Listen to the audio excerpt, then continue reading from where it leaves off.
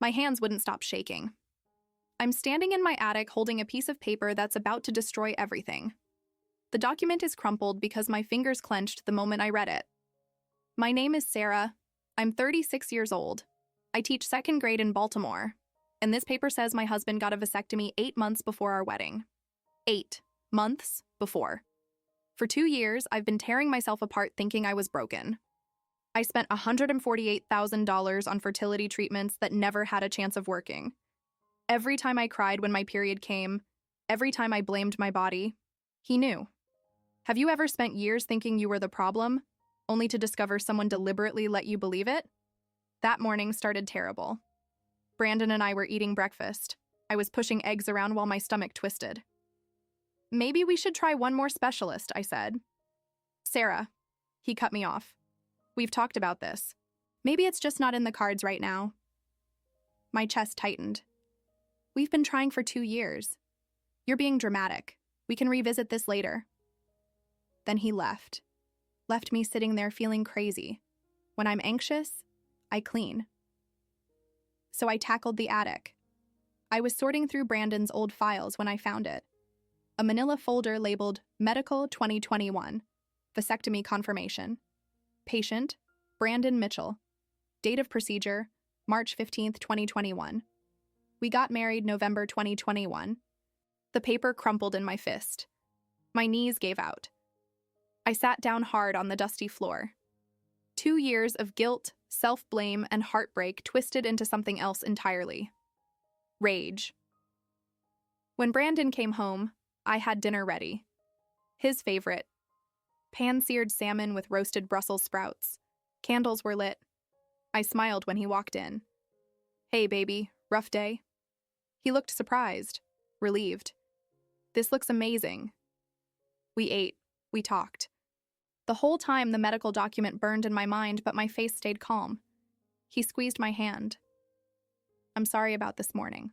I know this fertility thing has been hard on you. Hard on me. Not us. On me. Maybe I have been obsessive, I said. Maybe we should take a break from treatments. Relief flooded his face. Really? Let's just be us. No doctors, no tests. He pulled me into a hug. I stood there in his arms, feeling nothing. That night, I lay awake. He had no idea what was coming. I thought about my sister Lauren's baby shower 3 months ago. How I'd watched her open tiny onesies, my heart cracking open. I'd thought how perfect it would have been, being pregnant together, our babies growing up side by side. I'd cried in the bathroom, then came out smiling. Brandon had rubbed my back the whole drive home. It'll happen for us. Just keep trying. He was lying the whole time. He let me spend $148,000 on treatments he knew would never work. I had grieved for a child that never existed. The symptoms started small. 3 days later, I woke up and ran to the bathroom. I made sure Brandon heard me retching. You okay? He called. Yeah, just nauseous. I watched his face. Concerned, but not alarmed. Not yet. Next morning, same thing. This is weird. I haven't felt right all week. I started complaining about fatigue, tender breasts, certain smells making me sick. He was paying attention now. On day 7, I left a pregnancy test on the bathroom counter, still in the box. Brandon went into the bathroom. He was in there for a long time. When he came out, his face looked strained. Next day, I took the test, negative, obviously, and left it in the trash. Not hidden, just there. He looked. That night at dinner, he was quiet, tense. I rubbed my lower abdomen. I think I need to call my doctor. These symptoms aren't going away. His fork clattered. What symptoms?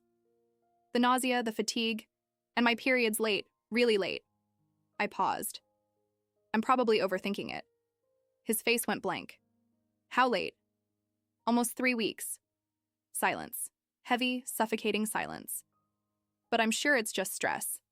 He nodded slowly. Right. Probably stress.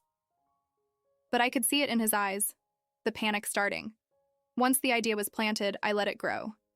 I browsed baby name websites, left nursery tabs open, refused wine, switched to decaf, bought prenatal vitamins, and left them on the counter. Every single move was deliberate, because that's what he'd done to me for 2 years. And he couldn't say a word. He couldn't accuse me without revealing his own lie. He was trapped. 2 weeks later, I set the stage. I transformed our dining room. Candles everywhere. Fairy lights strung across windows. His favorite playlist on low. I made roast chicken with herb potatoes. When Brandon walked in, he froze. "What's all this?" I smiled. Bright, genuine, full of joy. "I have news." His face fell. His expression collapsed, and I saw pure terror in his eyes. Then he recovered, forced a smile. "News?" "Sit down." He sat. His hands were shaking. I took both his hands. "Brandon, I'm pregnant." Silence. His mouth opened, closed. No sound. "I know," I said, voice trembling with fake emotion. "I know we weren't trying, but I'm so happy. We're finally going to have a baby." He was frozen. "Brandon?" I squeezed his hands. "Say something." His voice cracked. "That's amazing." "You're in shock. I was too. I took 3 tests to be sure." His eyes widened. 3 tests. I watched him process it. He knew he'd had a vasectomy. The math didn't add up, which meant I'd been unfaithful. He pulled his hands away. "When did you find out?" "This morning. I already started looking at baby clothes online." His jaw clenched. "Yeah, finally." We ate dinner. Or rather, I ate. Brandon pushed food around. Every few minutes, he'd look at me like I was a stranger. "You okay? You seem off?" "I'm fine. Just surprised." That night, he lay in bed staring at the ceiling. I could feel his panic radiating off him. For the first time in 2 years, I wasn't the one drowning. Brandon was. Brandon stopped sleeping. I'd wake up at 2 a.m. and find him in the living room, laptop open. When I'd ask what he was doing, he'd close the browser. "Just work stuff." The dark circles under his eyes got deeper. His hands shook. He started showing up at my school during lunch. One evening, I came home from coffee with Gabriel, the new teacher, and Brandon was sitting in the dark. "You scared me. Why are you sitting in the dark?" "Where were you?" "Having coffee with Gabriel." "Who's Gabriel?" "The new teacher." His eyes were wild. "Just Gabriel?" I frowned. "Yes. What's going on?" A week later, I overheard him on the phone. "The vasectomy I had 3 years ago. Is it still effective?" His voice was urgent. "Any chance it could have reversed itself?" Silence. "And you're certain? 0 possibility?" "Okay, thank you." I heard him slam his fist on the desk. He'd just confirmed there was no way I could be pregnant with his child, which meant he was certain I'd cheated. He was spiraling. And I was having the time of my life. I ramped up pressure, brought home baby name books, bookmarked expensive cribs, talked about the nursery. "What do you think about painting it sage green?" Brandon's jaw tightened. "It's a little early." "I'm nesting. I can't help it." His eyes were hollow. Every day I watched him deteriorate, lose weight, snap at me, leave the room when I talked about the baby. The gender reveal decorations finally broke him. I came home with bags full of balloons and streamers, half pink, half blue. Brandon walked in and stopped dead. "What is all this? For the gender reveal party?" His face flushed. "Sarah, stop." "Stop what?" "This. All of this." I blinked. "Stop planning our baby's gender reveal?" "Who is he?" The words exploded out. I froze. "Who is who? The father? Who's the father, Sarah?" "You are. What are you talking about?" "Don't lie to me. Just tell me who he is." "Brandon? Is it that teacher? Gabriel? The one you keep having coffee with?" "Are you out of your mind? I'm having your baby." "That's impossible." "Why?" I stepped closer. "Why is it impossible? Why are you so sure this baby isn't yours?" His hands were shaking. I know it's not." How? How do you know unless you're hiding something? I'm not. Then explain it. Explain right now. His mouth opened and closed. Say it, Brandon. Because I got a vasectomy. The words burst out. 3 years ago, before we even got married. There it was. Finally. I stood there, letting his words echo. Then I smiled. I know. What? I know about the vasectomy. I found the medical records 3 weeks ago. His breath caught. I knew. Which means I also know I'm not actually pregnant. He staggered backward. You're not pregnant. Never was. There is no baby. I stepped toward him. But you were absolutely certain you couldn't be the father, which means for 3 weeks you've been convinced I cheated. You've been following me, checking my phone. Sarah, how did it feel? Wondering if your wife betrayed you? Feeling like you were going crazy? I can explain. Explain what? How you let me spend 2 years thinking I was broken? How you watched me cry every month? How you let me spend $148,000 on fertility treatments you knew would never work? I was going to tell you. When?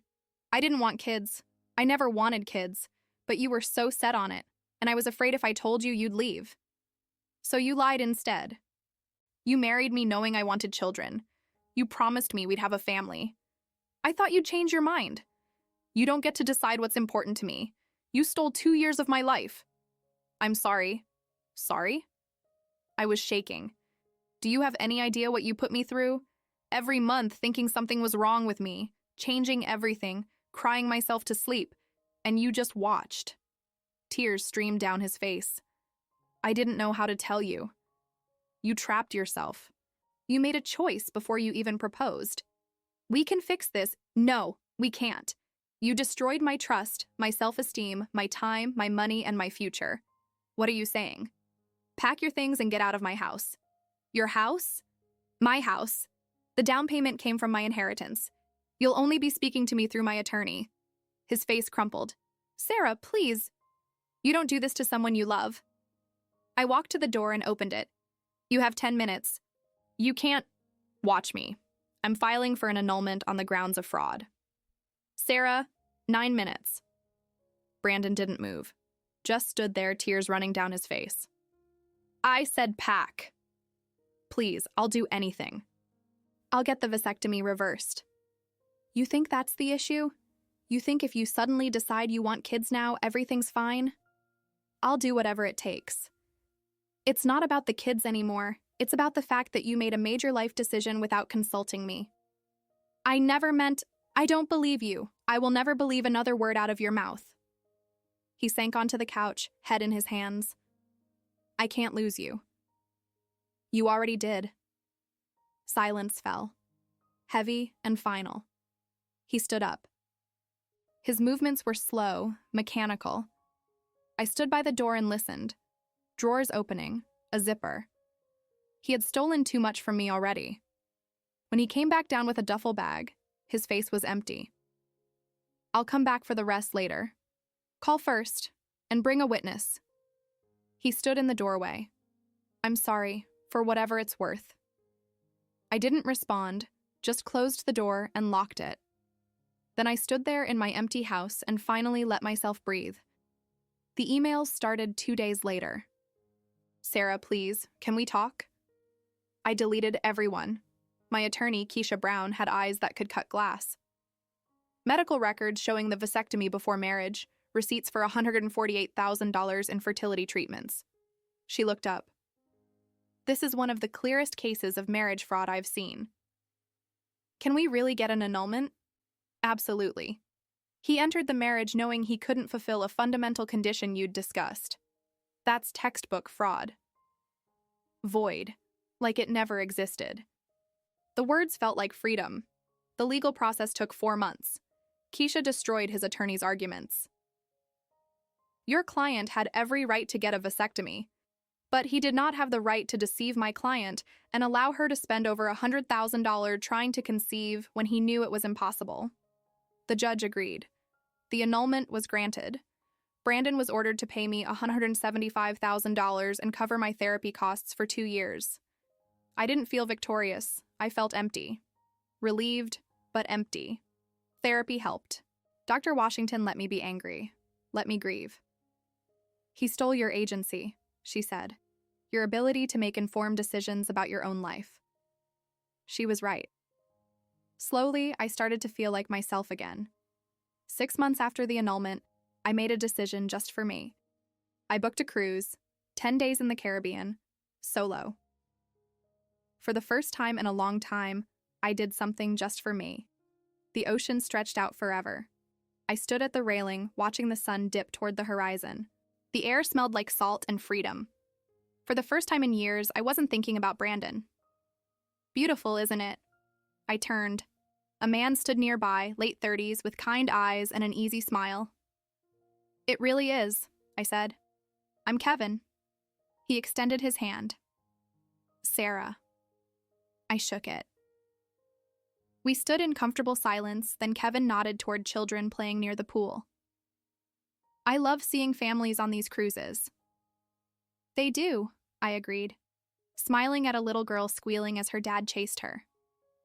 I've always imagined bringing my own kids on one of these someday, teaching them to snorkel, building sandcastles. He laughed. Sorry, that's random. I'm just at that point where I'm thinking about it a lot. Something in my chest shifted. This man was openly saying he wanted children. Just saying it. No hidden agendas, just honest desire for a family. I do know, I said softly. Kevin looked at me. Really looked at me. You have that same look. For a long time. It's been complicated. The best things usually are.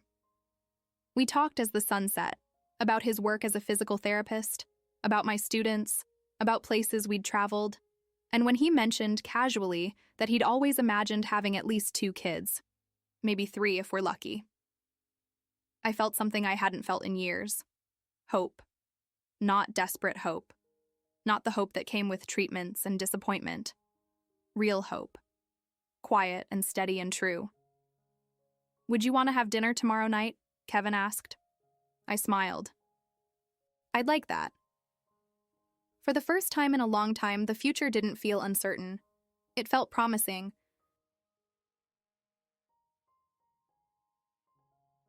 Did you enjoy the story? If so, like, comment, and subscribe. Thanks for watching Revenge with Keisha. See you next time.